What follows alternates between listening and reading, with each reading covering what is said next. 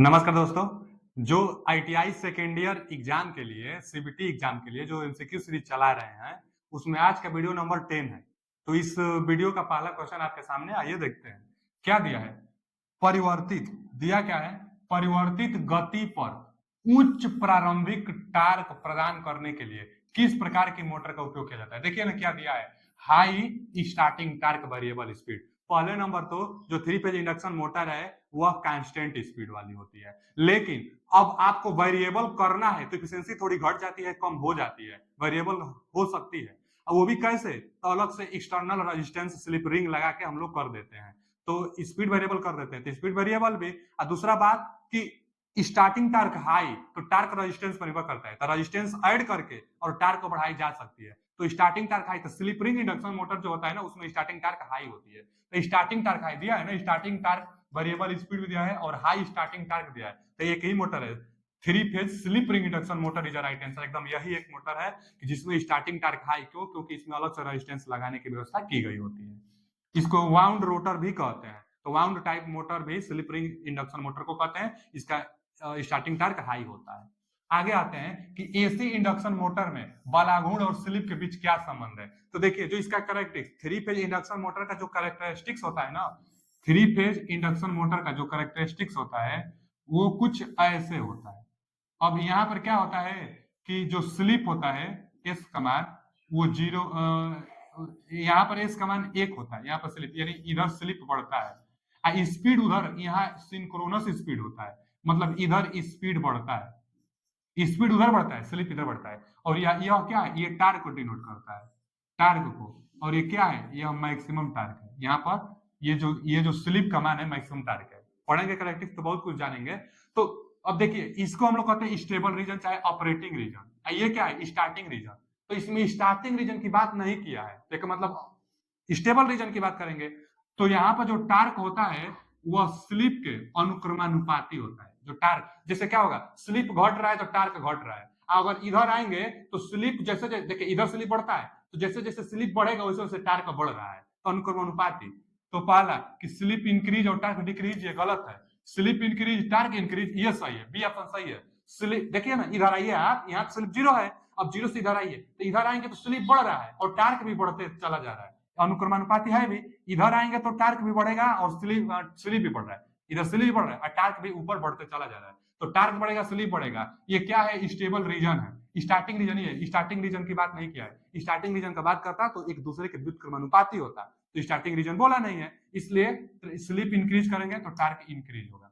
आते अगले क्वेश्चन की तरफ। जो अगला क्वेश्चन है कि यदि खुले सर्किट में रोटर बार हो तो एसी इंडक्शन मोटर का क्या प्रभाव पड़ेगा। जैसे जो स्क्वायरल केज इंडक्शन मोटर होता है ना उसमें इंड रिंग लगा के अब बार को शॉर्ट सर्किट कर दी जाती है। जैसे क्या होता है ना कि यहां से जैसे जो हमारे पास जो रोटर होता है तो इंड रिंग, इसको क्या कहते हैं इंड रिंग, तो इंड रिंग लगा के शॉर्ट सर्किट कर दी जाती है। और बोल रहा है कि यदि यह खुले हो तो क्या होगा, तो अब शॉर्ट सर्किट अगर ये ओपन हो जाएगा, शॉर्ट सर्किट नहीं होगा, खुले सर्किट में रोटर हो तो इंडक्शन मोटर पर क्या प्रभाव पड़ेगा, तो शाफ्ट कंपन करेगी, ये गलत है। मोटर शुरू नहीं होगा, ये भी गलत है। धीमा गति से चलता है, ये भी गलत है। मोटर अति गर्म हो जाएगा, ठीक है, ओवर हीटिंग मोटर हो जाएगा। क्यों, क्योंकि इंड रिंग लगाएंगे तो सर्कुलेट करंट बन नहीं पाएगा, सर्कुलेट करंट नहीं बन पाएगा तो ओवर हीटेड हो जाएगा, तो ओवर हीटेड हो जाएगा, इसलिए D option is correct answer. Open हो जाएगा तो ओवर हीटेड हो जाएगा। अगला क्वेश्चन जो है हमारा कि 3 फेज इंडक्शन मोटर रिवाइंडिंग के लिए किस प्रकार के तार का प्रयोग किया जाता है। तो जो बाइंडिंग करते हैं, रिवाइंडिंग मतलब दोबारा बाइंडिंग करिए, अच्छा पहले बार रिवाइंडिंग करिए, तो कैसा, सुपर इनेमल्ड कॉपर वायर। ये पीछे भी क्वेश्चन आया था, सुपर इनेमल्ड कॉपर वायर, बाइंडिंग के लिए कॉपर वायर, इनेमल्ड मतलब इंसुलेटेड कॉपर वायर, तो सुपर इनेमल्ड कॉपर वायर का प्रयोग किया जाता है बाइंडिंग करने के लिए। अगला क्वेश्चन जो हमारा है, बाइंडिंग प्रक्रिया में वेजेज के रूप में किस सामग्री का उपयोग किया जाता है। देखिए बांस का प्रयोग किया जाता है। जैसे क्या होता है ना कि बड़ी बड़ी जो मशीनें होती है उसमें जो पीवीसी हम लोग पीवीसी कागज लगाते हैं ना, पीवीसी पेपर, तो पीवीसी पेपर की जगह पर बांस का भी प्रयोग होता है। जो समरसेबल मोटर होती है उसके हम लोग स्टेटर बाइंडिंग चाहे रोटर बाइंडिंग जो होता है उसमें आप लोग देख सकते हैं, तो जो स्टेटर बाइंडिंग होती है समरसेबल के लिए उसमें बांस का लगा देते हैं। क्यों, क्योंकि जो स्लॉट है उसमें जो कॉइल है पूरी पूरी तरह से एकदम फुल रहे, जिससे कि वो बाहर ना निकले, तो बांस का प्रयोग कर देते हैं हम लोग। तो बैम्बो, बांस का प्रयोग, स्टेटर बाइंडिंग जब की जाती है तो पीवीसी के स्थान पर बांस का प्रयोग कर देते हैं हम लोग वेजेज के रूप में। वही वेजेज जो स्लॉट होता है उसको वेजेज कहते हैं। आगे, आपूर्ति देने से पहले बाइंडिंग में कौन सा परीक्षण किया जाता है? तो पोलैरिटी टेस्ट। भाई जब आप सप्लाई देंगे तो पोलैरिटी पता रहेगा, तभी तो रोटेशन आप जिस दिशा में चाहते हैं, चाहे जिस दिशा में मशीन को आप लगाएं उसी दिशा में रोटेट करेगी। तो पोलैरिटी की जानकारी होनी जरूरी है। सबसे पहला टेस्ट पोलैरिटी टेस्ट जरूरी होता है सप्लाई देने से पहले। पोलैरिटी की पहचान जरूरी है, नहीं तो मोटर दूसरे दिशा में चलने लगेगा। आते हैं अगले क्वेश्चन की तरफ। रोटर चालकों को 3 फेज इंडक्शन मोटर थोड़ी तिरछी स्थिति में क्यों रखते हैं? देखिए ना, रोटर चालकों को जो अभी हम बनाए थे ना रोटर, जैसे देखिए एक यहाँ और एक यहाँ, जो एक ये है और थोड़ा तिरछा बनाई जाती है। मतलब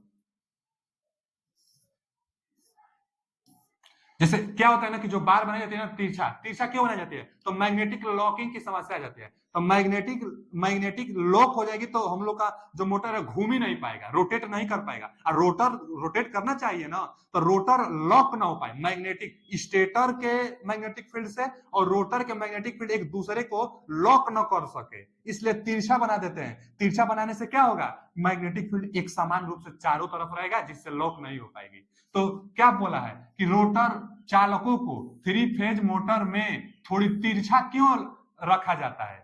तो क्यों? क्योंकि produce more uniform rotor field and torque.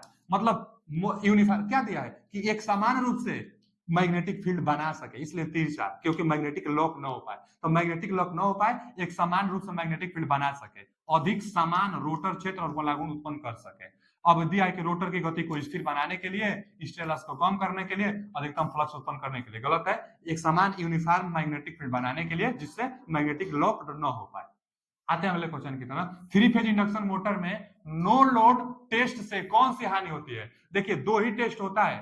जो इंडक्शन मोटर होता है ना हमारे पास, इंडक्शन मोटर में 2 टेस्ट होता है। जो पहला टेस्ट होता है no load test, no load test, एक होता है जो नो लोड टेस्ट, और दूसरा होता है blocked rotor test. Blocked rotor test, blocked rotor test, एगो नो लोड टेस्ट। तो नो लोड जो टेस्ट होता है, यह नो लोड टेस्ट कैसे ओपन सर्किट की तरह बिहेव करता है, और जो ब्लॉक्ड रोटर टेस्ट होता है शॉर्ट सर्किट की तरह बिहेव करता है। और शॉर्ट सर्किट क्या देता है? Copper loss. और ये नो लोड टेस्ट माने ओपन सर्किट क्या? आयरन लॉस चाहे कोर लॉस। यही पूछा है ना, no load loss. No load loss देखिए इंग्लिश में भी देख लीजिए कि loss is determined no load test. तो no load test iron loss चाहे कोर लॉस। आयरन लॉस दिया है तो आयरन लॉस मार देंगे, आयरन लॉस को ही कोर लॉस कहते हैं। No load test. 3 कला मोटर में गति नियंत्रण करने की कौन सी विधि में केवल 2 चर गति प्राप्त होती है? देखिए क्या दिया है, 2 चर गति, मतलब 2 वेरिएबल स्पीड। तो 2 वेरिएबल स्पीड करने के लिए कौन सा कंट्रोल मेथड है? तो कौन सा होता है? तो by changing the number of stator pole. Stator pole में, अब स्टेटर में 2 पोल होता है, तो पोलों की संख्या को चेंज करके 2 वेरिएबल स्पीड प्राप्त कर सकते हैं, या तो बढ़ा सकते हैं या तो घटा सकते हैं। तो वही दिया है कि 2 variable speed, only 2 variable speed प्राप्त कर सकते हैं। तो D option, by changing the number of stator pole. आते हैं अगले क्वेश्चन की तरफ। जो अगला क्वेश्चन है हमारा, स्लिप रिंग इंडक्शन मोटर को वाउंड रोटर क्यों फिट किया जाता है? हम पहले अभी बताए ना कि जो स्लिप इंडक्शन मोटर है उसको वाउंड रोटर भी कहते हैं। वाउंड क्यों? क्योंकि अलग से ना एक्सटर्नल रेजिस्टेंस लगाकर, स्लिप रिंग के तहत अलग से एक्सटर्नल रेजिस्टेंस लगाकर उसको वाउंड कर दी जाती है, मतलब क्लोज कर दी जाती है, इसलिए उसको वाउंड। और क्या होता है कि हाई स्टार्टिंग टार्क प्रदान करने के लिए किया जाता है। High starting torque, slip ring क्यों लगाया जाता है? अलग से रेजिस्टेंस लगाएं, रेजिस्टेंस से टार्क बढ़ेगी, तो हाई स्टार्टिंग टार्क बढ़ाने के लिए। तो क्या दिया है? स्लिप को कम करने के लिए गलत है, और स्पीड को नियंत्रित करने के लिए गलत है, हानि को कम करने के लिए भी गलत है, और उच्च स्टार्टिंग टार्क तो ये सही है। देखिए ना, गेट मतलब प्राप्त करना, high starting torque and running torque. तो स्टार्टिंग टार्क और रनिंग टार्क को प्राप्त करने के लिए स्लिप रिंग लगाई जाती है, जिसको वाउंड रोटोटाइप भी कहते हैं। तो स्लिप रिंग को ही वाउंड रोटोटाइप कहते हैं, स्टार्टिंग टार्क हाई कर देता है। अगला क्वेश्चन है कि स्वचालित स्टार डेल्टा स्टार्टर में टाइमर का क्या कार्य है? तो स्टार डेल्टा स्टार्टर क्या करता है? स्टार डेल्टा स्टार्टर क्या करता है? देखिए, ओवरलोड पर ट्रिप करने के लिए गलत है, फिर पूर्व निर्धारित समय पर चालू करने के लिए ये भी गलत है, और स्टार से डेल्टा में चेंज करने के लिए तो ये सही है। टाइमर एक निश्चित समय में स्टार से डेल्टा में कन्वर्ट करने के लिए टाइमर का प्रयोग करते हैं। तो C option is correct answer. नाम भी है स्टार डेल्टा, तो स्टार से डेल्टा में कनेक्ट करने के लिए टाइमर का एक नियत समय होना चाहिए, उसके बाद कर देते हैं। आते हैं अगले क्वेश्चन की तरफ। जो अगला क्वेश्चन है हमारा कि 3 कला इंडक्शन मोटर में इंसुलेशन प्रतिरोध को मापने के लिए किसका प्रयोग किया जाता है? तो कभी भी इंसुलेशन प्रतिरोध जब भी कहेगा तो इंसुलेशन का प्रतिरोध बहुत ज्यादा होता है और हाई रेजिस्टेंस मेजर करने के लिए मेगर का प्रयोग करते हैं, जो मेगा ओम में मेजर करता है, तो इसलिए मेगर का प्रयोग करते हैं। हाई हाई रेजिस्टेंस मेजर करने के लिए मेगर का। मल्टीमीटर जो होता है कम रेजिस्टेंस, शंट ओम मीटर टाइप और श्रेणी ओम मीटर टाइप, ऐसा मीडियम रेजिस्टेंस मेजर करते हैं। तो हाई रेजिस्टेंस मेगर का प्रयोग करते हैं। अगले क्वेश्चन की तरफ आते हैं। देखिए ये क्या है कि जो स्टेटर है ना, अब पोलैरिटी टेस्ट कर रहा है ना। अब पोलैरिटी मतलब ध्रुवता, ए ऑप्शन करेक्ट आंसर है। अब कैसे, जो ये दो टर्मिनल निकला है इसी पर टेस्ट किया जा रहा है। दो टर्मिनल निकला है तो इन दोनों टर्मिनलों पर क्या टेस्ट किया जा रहा है, तो पोलैरिटी टेस्ट, ध्रुवता टेस्ट किया जा रहा है। अगले क्वेश्चन की तरफ आते हैं।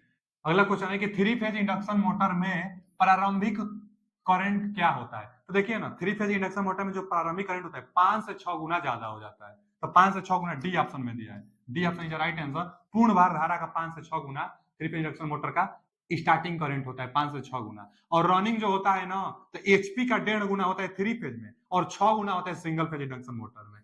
तो ये तो स्टार्टिंग करंट पूछा है, प्रारंभिक करंट पूछा है, तो 5 से 6 गुना थ्री फेज इंडक्शन मोटर में। जो अगला क्वेश्चन है हमारा कि स्टेटर साइड थ्री कला इंडक्शन मोटर की गति को नियंत्रित करने के लिए किस विधि का प्रयोग किया जाता है? थ्री कला इंडक्शन मोटर की गति को नियंत्रित करने के लिए किस विधि का प्रयोग किया जाता है, लेकिन कहा स्टेटर साइड से पूछा है। तो देखिए, गति नियंत्रण दो साइड से किया जा सकता है। गति नियंत्रण दो साइड से किया जा सकता है। पहला साइड स्टेटर साइड से और दूसरा रोटर साइड से। तो स्टेटर साइड से तीन प्रकार से गति नियंत्रण किया जाता है। पहला आवृत्ति में चेंज करके, दूसरा वोल्टेज में चेंज कर देंगे तो स्पीड में चेंज हो जाएगी, और जो तीसरा होता है इंजेक्टेड टाइप से, जो ईएमएफ अलग से इंजेक्टेड करके किया जाता है। तो तीन, यह स्टेटर से पूछा है तो सब वोल्टेज दिया होगा, नहीं तो फ्रीक्वेंसी दिया होगा। पहला कैस्केड, कैस्केड क्या होता है ना कि रोटर साइड होता है, तो ये तो गलत हो गया, स्टेटर साइड से पूछा है। फिर रिहोस्टेड साइड, ये भी रोटर साइड से होता है, तो ये भी गलत, रोटर लिखा भी है। फिर आगे बाई इंजेक्टेड, तो हम पहले बोले ना कि इंजेक्टिंग जो होता है ये क्या स्टेटर से भी होता है, लेकिन ईएमएफ इन रोटर सर्किट में, तो रोटर शब्द दे दिया है, पूछा क्या है स्टेटर साइड से, तो ये भी गलत। और आगे आरोपित आवृत्ति बदलकर, मतलब चेंजिंग द अप्लाइड फ्रीक्वेंसी, तो डी ऑप्शन सही है। फ्रीक्वेंसी वोल्टेज और स्टेटर में भी एक इंजेक्टेड हो जाता है, तो यहाँ पर ये रोटर साइड दे दिया था, तो रोटर वाला होगा नहीं, वो तो दोनों होगा ही नहीं। तो आरोपित आवृत्ति बदलकर स्पीड चेंज कर सकते हैं स्टेटर साइड से, वोल्टेज चाहे आवृत्ति बदलकर स्टेटर साइड से कर सकते हैं। आगे थ्री कला इंडक्शन मोटर में स्टार्टर के साथ शामिल दो कार्यात्मक सर्किट क्या है? तो स्टार्टर के साथ क्या क्या लगा होता है, निम्न में से दो चीज, वही पूछा है। तो पहला पूछा है ना ओपन सर्किट और शॉर्ट सर्किट, ये कहा स्टार्टर के साथ ओपन सर्किट और शॉर्ट सर्किट थोड़े लगाते हैं। फिर आगे पूछा है कि क्लोज्ड सर्किट और ओपन सर्किट, ये भी नहीं लगाते हैं। स्टार्टर के साथ क्लोज्ड सर्किट और ओपन सर्किट कहाँ लगता है? फिर वही बात दिया है, शॉर्ट सर्किट और क्लोज सर्किट, ये कभी भी नहीं हो सकता है। आगे देखते हैं, जो एक ऑप्शन बच गया है कि कंट्रोल सर्किट और पावर सर्किट, तो ये सही है। ये जो हमारे पास स्टार्टर होगा उसमें क्या क्या लगाएंगे, तो कंट्रोल सर्किट लगाएंगे और पावर सर्किट लगाएंगे। आते हैं अगले क्वेश्चन की तरफ। अच्छा, आज के लिए इतना ही, मिलते हैं अगले वीडियो में। अगर वीडियो अच्छा लगा तो लाइक, सब्सक्राइब एंड शेयर कीजिए। जो भी डाउट हो कमेंट बॉक्स में पूछे। थैंक यू, धन्यवाद।